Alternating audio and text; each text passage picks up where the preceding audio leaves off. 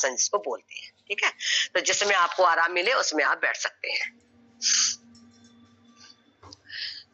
तो ध्यान उपयोगी आसन में बैठ के हम सबसे पहले क्या करते हैं, सीधी तरफ से सांस को भरेंगे, यानी कि पूरक सांस का भरना और रेचक सांस का छोड़ना कहलाता है। तो बाएं नासिका को बंद करिए और सीधी तरफ से सांस लीजिए। पूरी सांस भरिए फेफड़ों में, पूरी, ऐसा नहीं यूं कर दो, ऐसा नहीं, पूरी सांस। पूरी सांस भरने के बाद हम मूल बंद और जालंधर बंद लगाएंगे। सर्वाइकल वाले हैं तो नहीं लगाए, मूल बंद और जालंधर बंद लगा के कुंभक करेंगे। ठीक है, उसके बाद दोनों नासिकाओं से सांस को बाहर निकाल देंगे। चाहे उल्टी तरफ से निकाल लीजिए, इस तरीके से फिर से करिए। पूरी सांस भरिए, जैसे मूल बंद और जालंधर बंद के साथ हम करते हैं।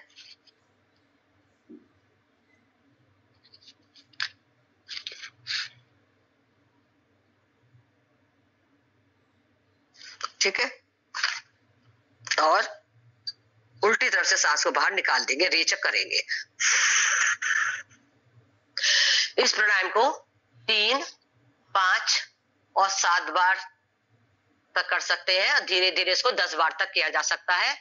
लेकिन गर्मी की ऋतु में, गर्मी के मौसम में इस प्राणायाम को कम करना चाहिए। अभी तो मौसम सही आ रहा है, इसको हम कर सकते हैं। और अपने कुंभक अभी हमने लगाया था, तो इसमें हमें अपने अंतः कुंभक का समय भी बढ़ाना चाहिए। और कुंभक के समय सूर्य मंडल के तेज के साथ में ध्यान करना चाहिए। तो इस प्राणायाम से क्या है, उष्णता के साथ में हमारे वात का संबंधित रोग है वो ठीक होते हैं।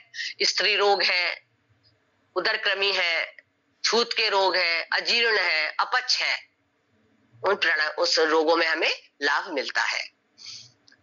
तो इस प्राणायाम को 3 से 5, 7 बार करना चाहिए, और ज्यादा से ज्यादा हम 10 इसकी आवृत्ति कर सकते हैं, 10 बार तक कर सकते हैं।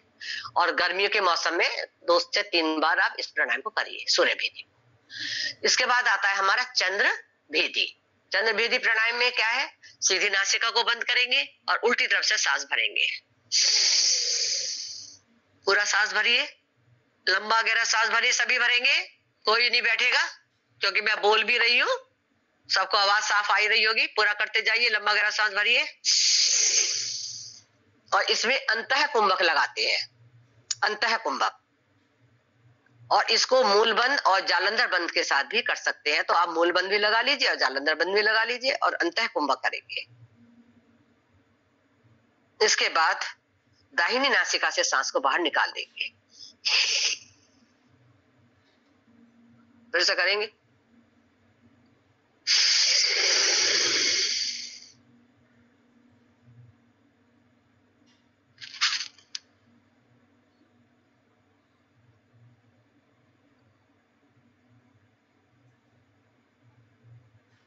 बंद हटाते हुए सीधी नासिका से सांस को बाहर निकालेंगे।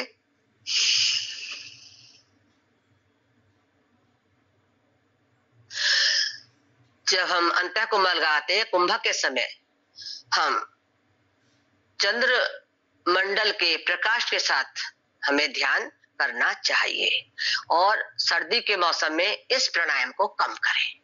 इस प्राणायाम को करने से क्या है, हमारी जो है उष्णता दूर होती है, थकावट दूर होती है, मन की उत्तेजनाएं दूर होती है, मन शांत रहता है, और पित्त के कारण होने वाली जो जलन होती है ना, उसमें भी लाभकारी है, और उच्च रक्तचाप में भी लाभकारी है चंद्रभेदी प्राणायाम। इसके बाद आता है हमारा कर्ण रोगांतक। कर्ण रोगांतक यानी कि कानों के रोगों के लिए, कि जिसके कान में कहते हैं ना घंटी सी बजती है, उसके लिए ये प्राणायाम है। लेकिन अगर किसी के कान में मवाद पड़ा हुआ है तो वो इस प्राणायाम को ना करें, इसका ध्यान रखना है। तो इसमें क्या है, दोनों नासिकाओं से हमने लंबी गहरी सांस भरी। इसमें एक बात का ध्यान रखना है, जब हम इस प्राणायाम को करेंगे ना, तो जब हमने पूरी सांस भरी, इसमें हम अपनी आंखें बंद रखेंगे। आंखें बंद करने से क्या होगा, जो हमने सांस भरी जब उसको हम छोड़ेंगे ना, पूरी आप जब विधि समझेंगे तो वो जो हमने वायु भरी है तो वो आंखों के द्वारा बाहर निकल जाती है, वो पता नहीं चलता, आंखों में कुछ अजीब सा होने लगता है। ठीक है, तो दोनों नासिकाओं से हमने क्या करा, सांस को भरा और फिर दोनों हाथों से इस तरीके से पैर, ये मध्यम अंगुली और अंगूठे से इस तरीके से नाक को प्रेशर दिया, इसमें धक्का देते हैं नाक को, और होठ हमारे बंद रहेंगे। अभी तो मैं बता रही हूँ, इस हमारे मेरा मुंह खुला हुआ है, इस तरीके से धक्का देके, और जब हम धक्का देते हैं ना, धक्का जो भरी हुई वायु को हम जब धक्का दे रहे हैं तो धक्का देने से जो प्रेशर होता है ना वो कानों के माध्यम से निकलता है, एक ध्वनि सी आवाज होती है। ये इसकी विधि है करने की। ठीक है, तो चलिए अब करेंगे इसको।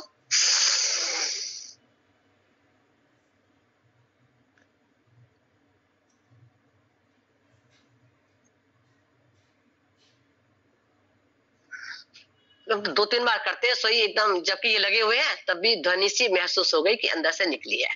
तो इससे हमारे कान का बहरापन ठीक होता है। ठीक है, कान में जो घंटी की सी आवाज आती है वो हमें हमारे वो सुना, मतलब उसमें भी हमें आराम मिलता है।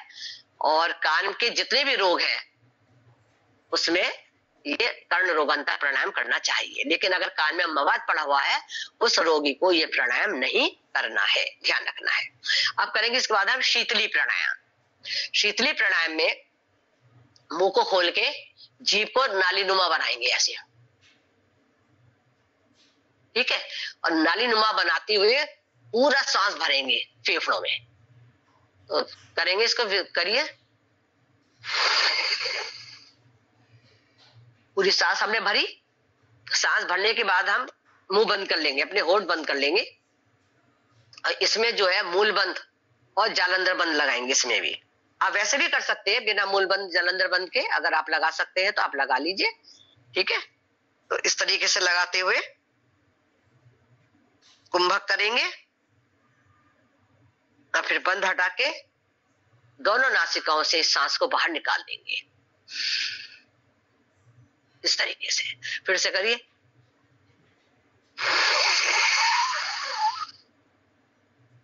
जीभ अंदर गई, मुंह बंद हुआ, अंतर कुंभक लगाया, बंद लगाई, मूल बंद और जालंधर बंद।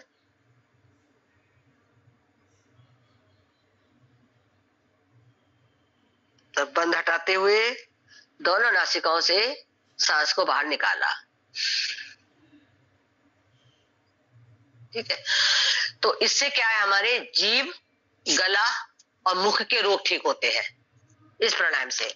और उच्च रक्तचाप, जिसको बीपी हाई रहता है उसमें भी यह प्राणायाम लाभकारी है, उच्च रक्तचाप में भी।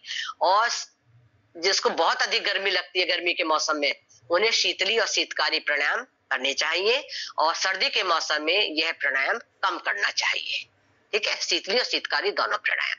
इसके बाद आता है शीतकारी। शीतकारी प्राणायाम में क्या है कि जिह्वा को तालू से लगा के रखते हैं, ठीक है ना, ऊपर, और दांतों की पंक्तियां आपस में मिली हुई हो ऐसे। और जब सांस हम ऊपर को भरते हैं तो सीसी की सी आवाज आती है। सांस भर ली, मुंह बंद हो गया। इसके बाद में हमने इसमें भी मूल बंद जालंधर बंद के बगैर भी कर सकते हो, वैसे भी आप कर सकते हो। ठीक है, और इसमें भी हम कुंभक लगाएंगे।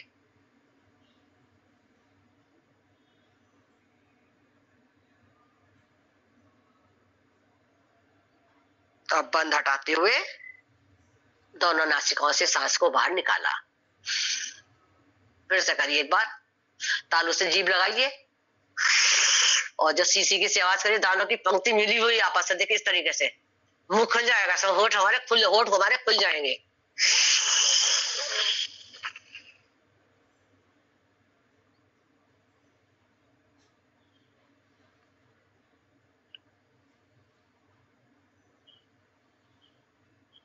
बंद हटाते हुए दोनों नासिकाओं से सांस को बाहर निकालेंगे।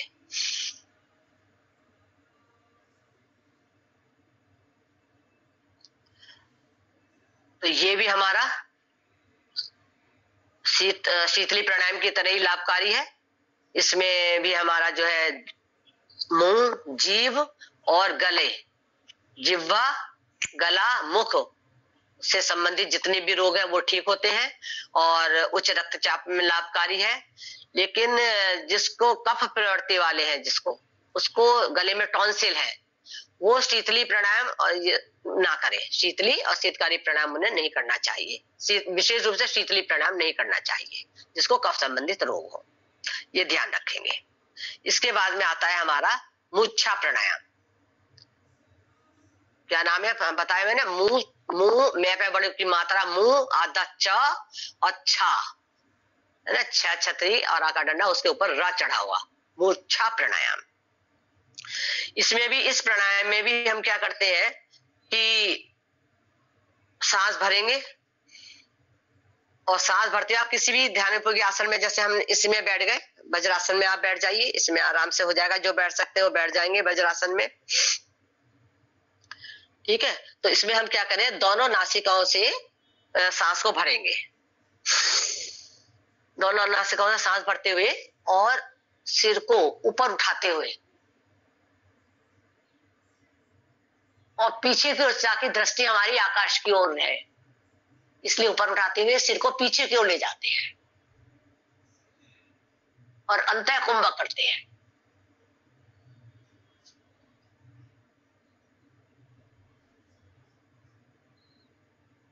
अंतः कुंभ करते हुए फिर धीरे धीरे सिर को पूर्व की स्थिति में लाते हुए लाएंगे और दोनों नासिकाओं से रेचक करेंगे, सांस को बाहर निकाल देंगे।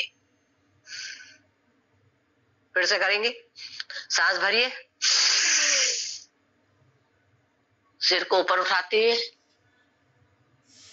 ऊपर उठाइए और सिर को पीछे की ओर ले जाइए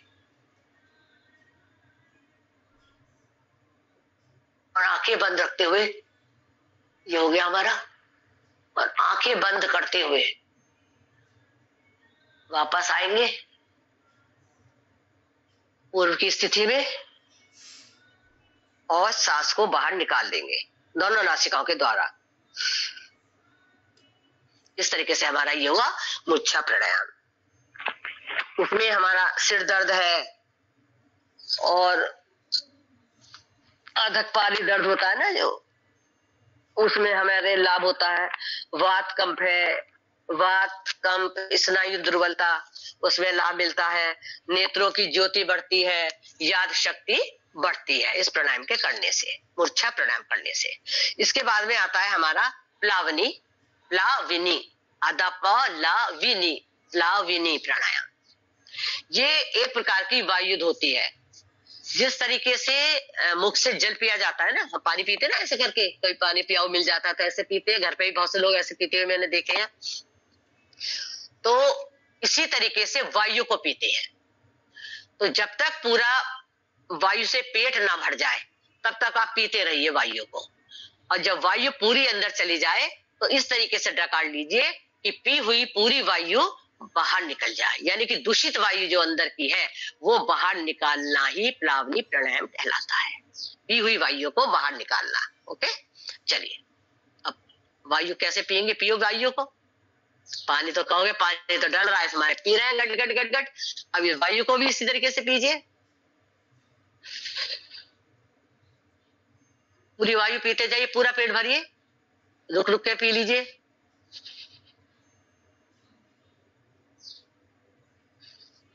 मुंह खोल के पी लीजिए, ठीक है, मुंह खोल के पीजिए। इस तरीके से डकार आ जाती है। जब वायु हमारी पूरी पी लेते हैं तो इस तरीके से डकार आके पी हुई वायु बाहर निकल जाती है। एक बार और देखिए और करिए।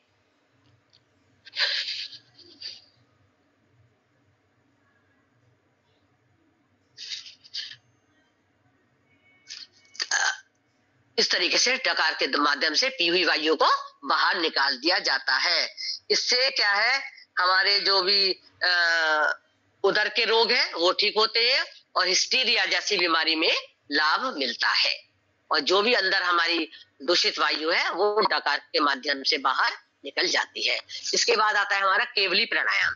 केवली प्राणायाम में इसमें हम सांस प्रश्वास में ओम का जप करते हुए, ओम का जाप करते हैं और सांस को अंदर भरा और अंदर छोड़ा, रोकते नहीं है सांस को। इसमें अंदर भरिए, छोड़िए, अंदर भरिए, छोड़िए। सांस प्रश्वास में हम ओम का उच्चारण करते हैं, ठीक है। और इससे क्या है, हमारा अजपा जप भी सिद्ध होता है केवली प्राणायाम से। इसके बाद आता है हमारा नाड़ी शोधन। नाड़ी शोधन में क्या है, अभी तो हम नाक उंगली लगा के कर लेते हैं, और ये जो है अनुलोम विलोम की तरह ही करते हैं। तो अनुलोम विलोम में क्या है, जब हम सांस भरते हैं तो उसमें आवाज आती है, लेकिन ये इसमें हमारी सांस की आवाज नहीं आनी चाहिए। जब इससे प्रैक्टिस हो जाती है तो बिना हाथ लगाए ये हम जो है नाड़ी शोधन करते हैं। अभी आप हाथ लगाई की करिए, आपने सीधी नासिका बंद की, उल्टी तरफ से आपने सांस भरा, पूरी सांस भरिए फेफड़ों में। और भरने के बाद इसमें आपने मूलबंद के साथ में आपने मूलबंद जालंधर बंद के साथ में आपने अंतः कुंभक लगाया। कुंभक लगा लीजिए, चाहे अंतः कुंभक, शुरू में आप कुंभक ही लगा लीजिए। इसमें जो अनुपात होता है वायु का, सांस का, वो होता है 1-2-2। यानी कि आपने 10, जैसे आपने 10 सेकंड में सांस को भरा, 20 ही सेकंड में आपने रोक के रखा और 20 सेकंड में ही बाहर निकालना है, ठीक है। इस तरीके से भरा और फिर सीधी तरफ से बाहर निकाल दिया।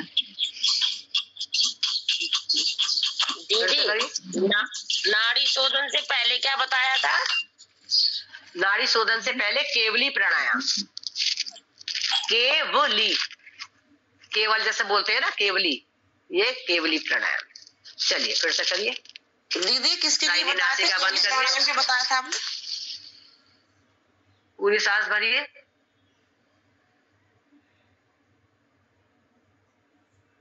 मूलबंद के साथ में, मूलबंद जालंधर बंद के साथ में कुंभक करिए।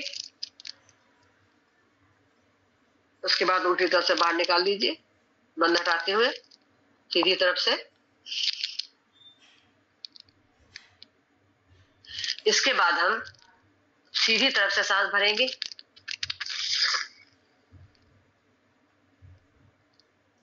सीधी तरफ से भरने के बाद इसको फिर से रोकेंगे, अंतः कुंभक लगाएंगे, मूल बंद जालंधर बंद के साथ में करेंगे।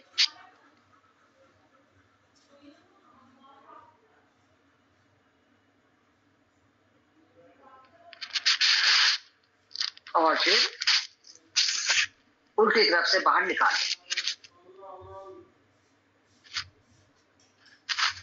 ये हमारा नाड़ी शोधन प्राणायाम हुआ। और जब इसका हमें अभ्यास हो जाता है, जब इसका हमें अभ्यास हो जाता है, तब बिना हाथ की सहायता से इस प्राणायाम को हम करते हैं, ठीक है।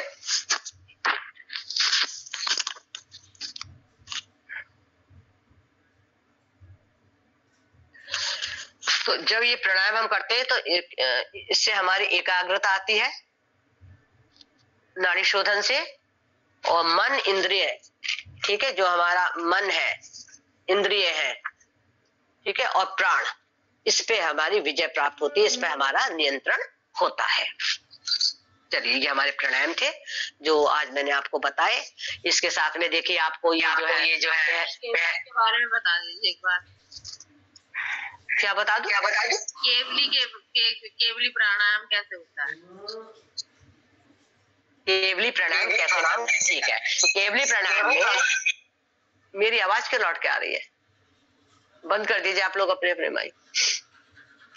केवली प्राणायाम में देखिए, सांस को भरते हैं और छोड़ते हैं, रोक के नहीं रखना है इसमें। ना तो कुंभक वगैरह लगाते हैं, ना बंद लगाते हैं। लंबा लंबा गहरा सांस भरा, धीरे धीरे और छोड़ दिया।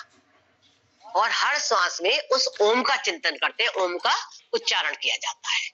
ये केवली प्राणायाम कहलाता है।